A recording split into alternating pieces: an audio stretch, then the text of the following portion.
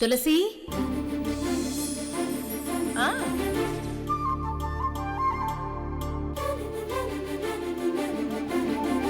ఓరోరి దేవుడో ఎన్నెన్ని సితారాలు సేతావు నీ రాతలో నీ చేతి బొమ్మల ఈ నేల మీద మేము ఆడాలి ఎన్ని ఆటలు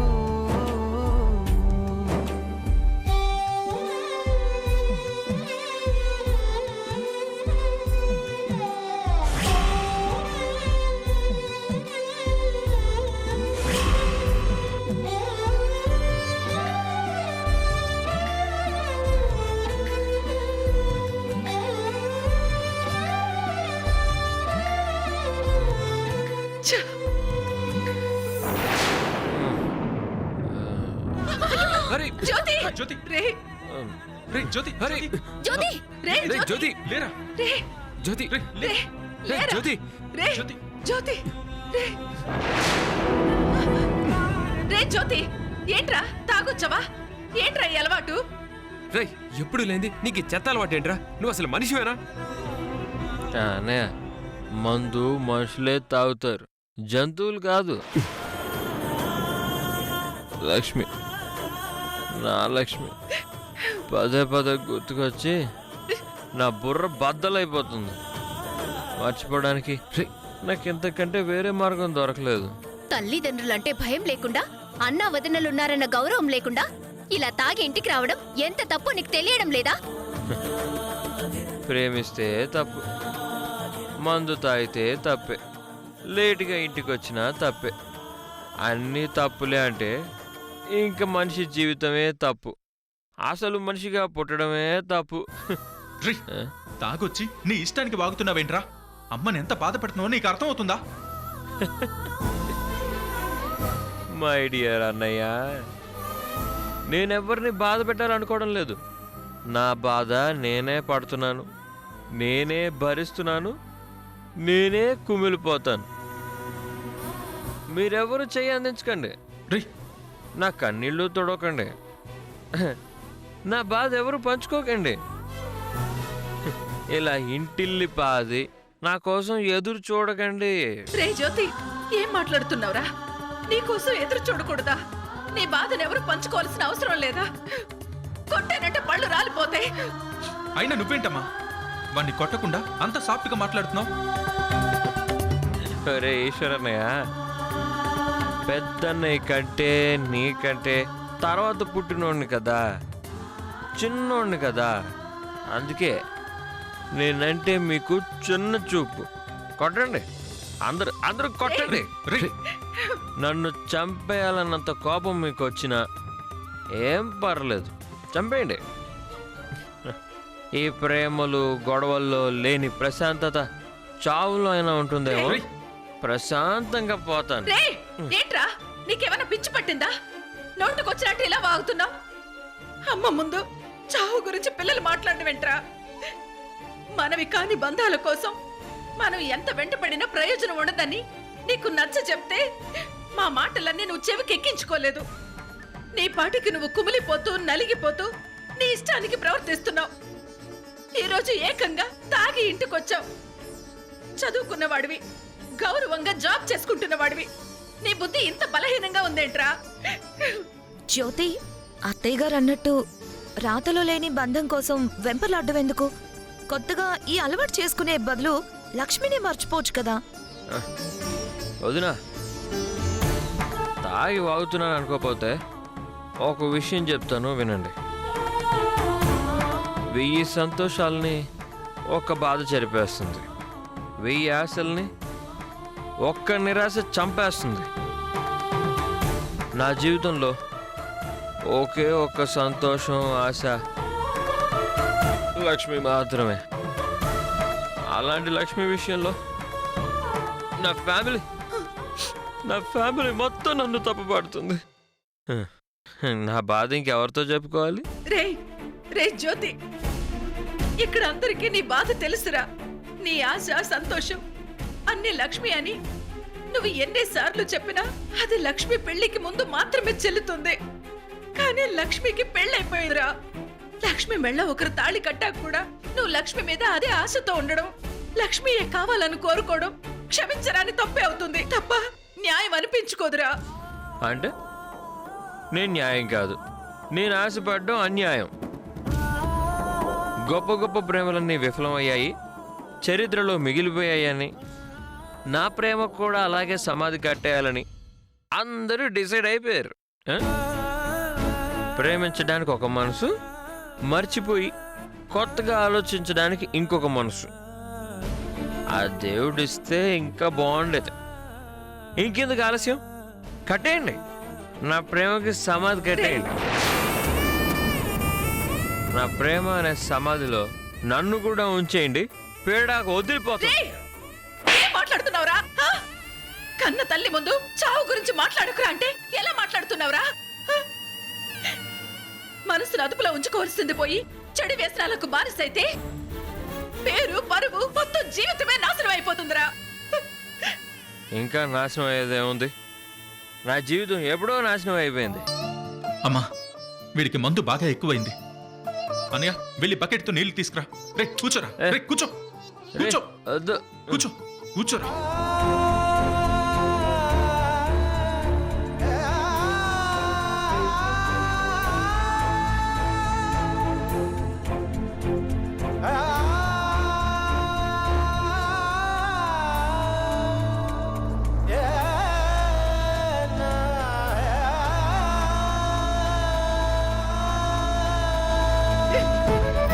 పద, వాగించాలు, పద, రే, పద, పద. వద్దు. జ్యోతి, జ్యోతి,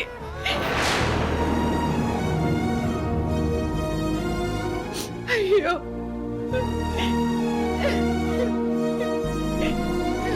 అత్తయ్య గారు, చూసారా మీ పెంపకం ఎంత గొప్పగా ఉంది? నా కొడుకులు రాజకుమారులు, నా పెంపకాన్ని ఎవ్వరు తప్పుపట్టలేరు అని గొప్పలు చెప్పుకుంటుంటారు కదా. మీ పరువు మొత్తాన్ని మీ చిన్న కొడుకు బజార్న పడేసేలా ఉన్నాడు.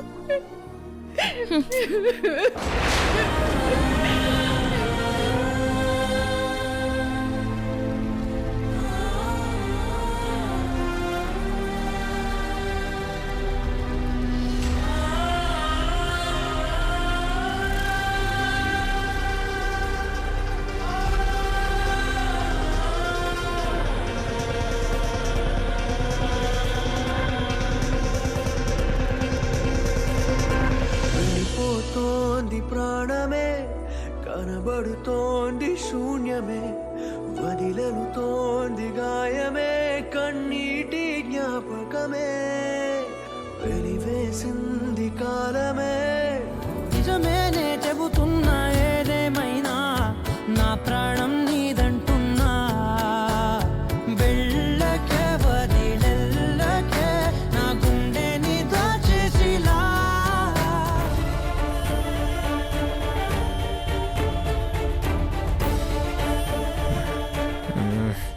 లక్ష్మి, లక్ష్మి, లక్ష్మితో కాసేపు మాట్లాడితే కానీ నాకు నిద్ర పట్టేటట్లేదు. కనబడవా, కనబడవా, కన్నీరై మిగిలడతావా, చిరునవ్వై ఎదురొచ్చి చితిలోకే నడతావా. కనబడవా, కనబడవా, శిథిలం చేసి పోతావా, గుండెను కోసే కథ నువ్వై.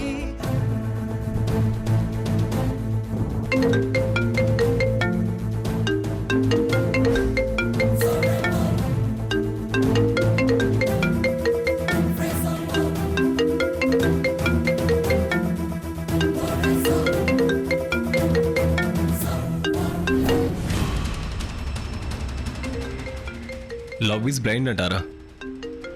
అతనికి పగలు రాత్రి అస్సలు తేడా తెలియట్లేదు. కాల్ నేను ఆన్సర్ చేస్తే వీడు కట్ చేస్తాడా? అసలు వీడు ఎందుకు కాల్ చేశాడో తెలియాలంటే లక్ష్మితో ఆన్సర్ చేయించాలి. లక్ష్మి, జ్యోతి ఈజ్ కాలింగ్. నువ్వు అవాయిడ్ చేయాలని చూస్తుంటే వాడేమో I can't imagine life without you అన్నట్టు నీ వెంట పడుతూనే ఉన్నాడు.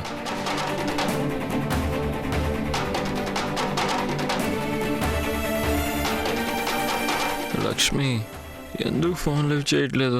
లిఫ్ట్ చేయి లక్ష్మి. నా అంచనా నిజమైతే మళ్ళీ వాడు కాల్ చేస్తాడు.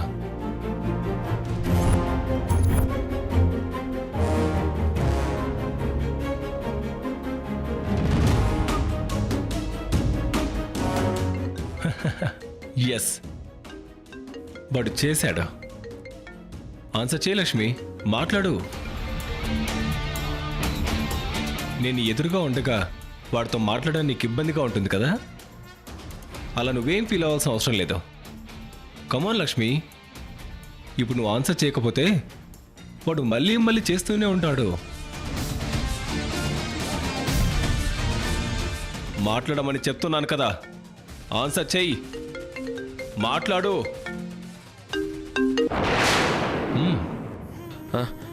హలో లక్ష్మి,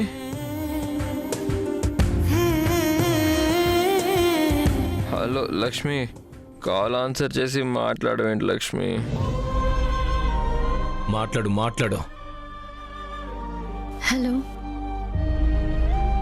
నా కోసం నువ్వు ఫోన్ ఆన్సర్ చేస్తావని నాకు తెలుసు Lakshmi. I love you so much.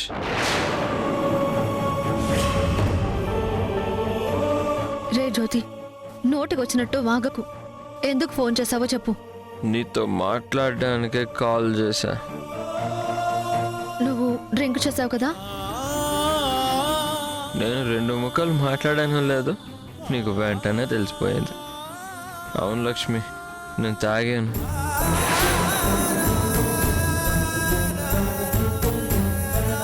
నువ్వు నాకు పదే పదే గుర్తుకొస్తుంటే కాసేపైనా నిన్ను మర్చిపోదామని తాగాను. మర్చిపోవడం కాదు కదా, మళ్ళీ మళ్ళీ ఎక్కువ గుర్తుకొస్తున్నావు.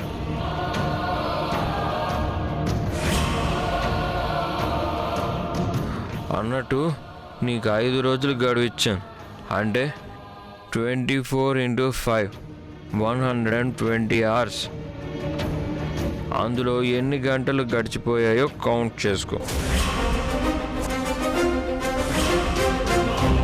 చివరి ఆ గంట కూడా క్రాస్ అయ్యాక నువ్వు నేను ఎక్కడ ఉంటామో తెలుసా? ఇంటర్నేషనల్ ఎయిర్పోర్ట్లో ఉంటాం. అలాని ఏ అమెరికాకు యూరోప్కు వెళ్ళాం. మా నాన్న ఉన్నారుగా చెన్నైలో, అక్కడికి వెళ్తున్నాం. టికెట్స్ ఆల్రెడీ బుక్ చేశాను. లగేజ్ సర్దుకొని రెడీగా ఉండు. మాట్లాడు మాట్లాడు. ఏమంటావు?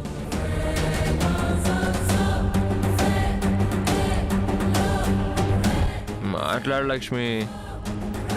నేనంటే నీకు ప్రేమ ఉంది, కానీ నాతో కలిసి బతకాలని ఆశ చంపుకుంటున్నావు.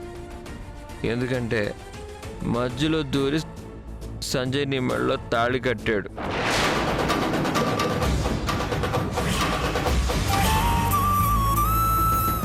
నువ్వు ఒక అడ్వకేట్వి, ఐపీసీ సెక్షన్స్ తెలిసిన దానివి. మేజర్ అయిన ఒక అమ్మాయికి ఇష్టం లేని పెళ్లి జరిపిస్తే అది తప్పే అని నీకు తెలీదా?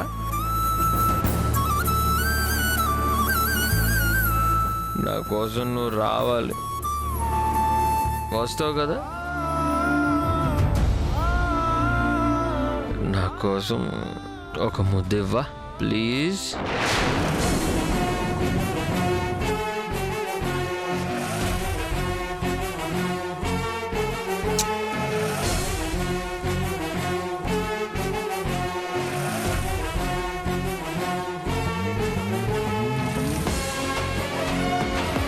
చాలా చాలా థ్యాంక్స్ లక్ష్మి. అడిగిన వెంటనే కిస్ ఇచ్చు.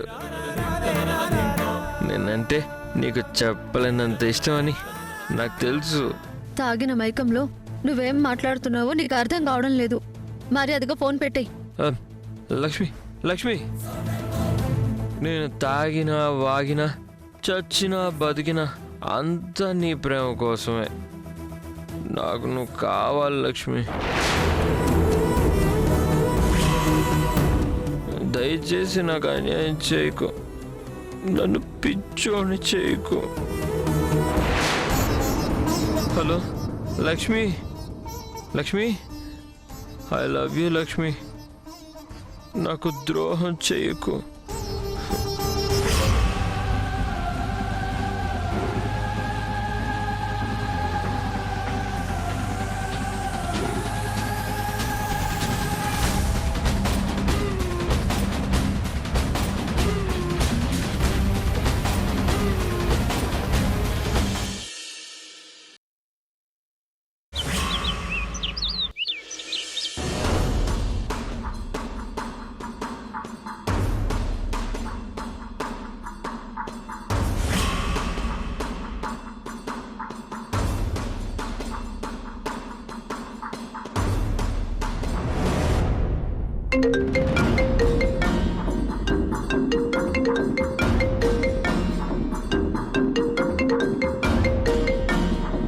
Hello Jhansi. Hi Nandini, good morning. Very good morning Jhansi. Good morning తో పాటు నువ్వేదో గుడ్ న్యూస్ చెప్పడానికి ఫోన్ చేసావనిపిస్తుంది. am I right? Yes Nandini, నువ్వు ఎక్స్పెక్ట్ చేస్తుంది నిజమే. ఈ తులసి ఇంట్లో జరిగే ప్రతి బ్యాడ్ ఇన్సిడెంట్ మనకి గుడ్ న్యూసే కదా. అనుకున్నా తులసి ఇంటి నుంచి ఏ వార్త వినాలన్నా నేను చాలా ఎక్సైటెడ్ గా ఫీల్ అవుతాను. సైకలాజికల్ గా ఆ తులసి క్రష్ అవుతుంటే, కన్నీళ్లు పెట్టుకుంటుంటే నేను చాలా థ్రిల్ అవుతుంటాను. అలాంటి వార్త ఏదో చెప్పాలని నువ్వు వెయిట్ చేస్తున్నావు. అదేంటో చెప్పు ఝాన్సీ. ఎస్ నందిని, చెప్తాను. ఎప్పుడూ లేంది తులసి చిన్న కొడుకు జ్యోతిరాదిత్య పీకల దాకా డ్రింక్ చేసి ఇంటికొచ్చాడు. మత్తులో వాడు తూలుతూ ఉంటే, లక్ష్మి గురించి వాగుతూ ఉంటే ఆ తులసికి ఇంట్లో వాళ్ళందరికీ పిచ్చెక్కిపోయింది. నా కుటుంబం, నా కొడుకులు ఎప్పుడు తప్పు చేయరు, తలవంపులు తీసుకురారు అని తన పెంపకం గురించి గొప్పలు చెప్పుకునే తులసికి తన మీద తనకు అసహ్యం కలిగేలా చేశాడు చిన్న కొడుకు. Very good Jhansi. ఇలాంటి సిచ్యువేషన్స్ ఇంకా ఎన్నో ఎన్నో జరగాలి. ఎన్నెళ్ళు కష్టపడి బిల్డ్ చేసుకున్న తులసి పరువు పోవాలి. అన్నట్టు జ్యోతి వాడంతటా వాడు తాగి ఇంటికి రాలేదు. మరి వాడు తాగి వచ్చేలా చేసింది నేనే.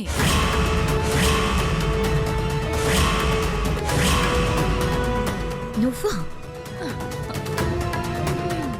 బలహీనంగా ఉన్న ఒక మైండ్ సెట్ ను మరింత స్పాయిల్ చేయడానికి నేనే ఒకరిని అపాయింట్ చేసి మరి వారిని చెడగొట్టాలని డిసైడ్ అయ్యాను.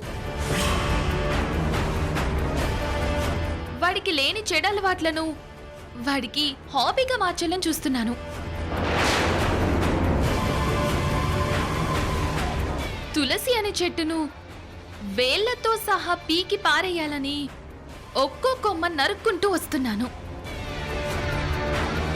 హాయిగా గాల్లో ఎగిరే పక్షి కాళ్ళు నరకడానికి బదులు రెక్కలు నరుక్కుంటూ వస్తున్నానన్నమాట.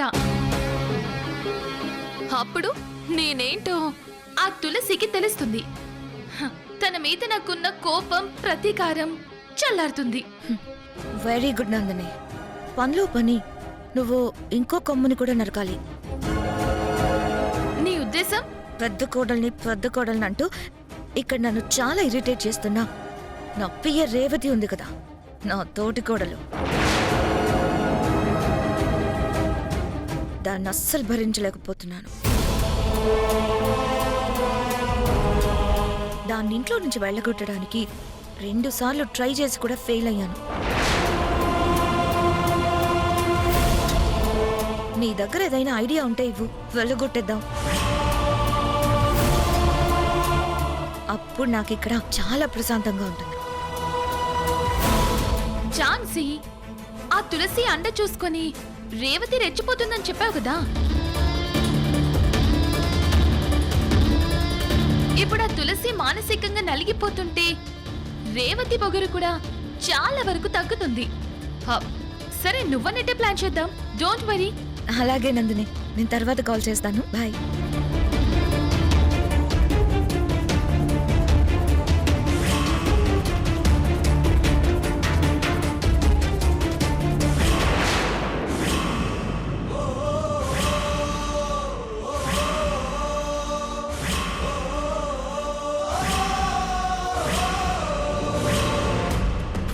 నువ్వు నందినితో ఇలా స్నేహం చేయడం చాలా తప్పు ఝాన్సీ. నన్ను రిస్ట్రిక్ట్ చేయడానికి నువ్వెవరివి? మరి నన్ను ఇంట్లోంచి గెంటేయడానికి నువ్వెవరు? అలాంటి ప్రయత్నమే నువ్వు మళ్ళీ మొదలు పెడితే వెనక ముందు ఆలోచించకుండా నిన్ను నేను ఈ ఇంట్లో నుంచి వెళ్ళగొడతాను. అది చూద్దాం. నిన్ను వెళ్ళగొడతానో నువ్వు నన్ను వెళ్ళగొడతావు.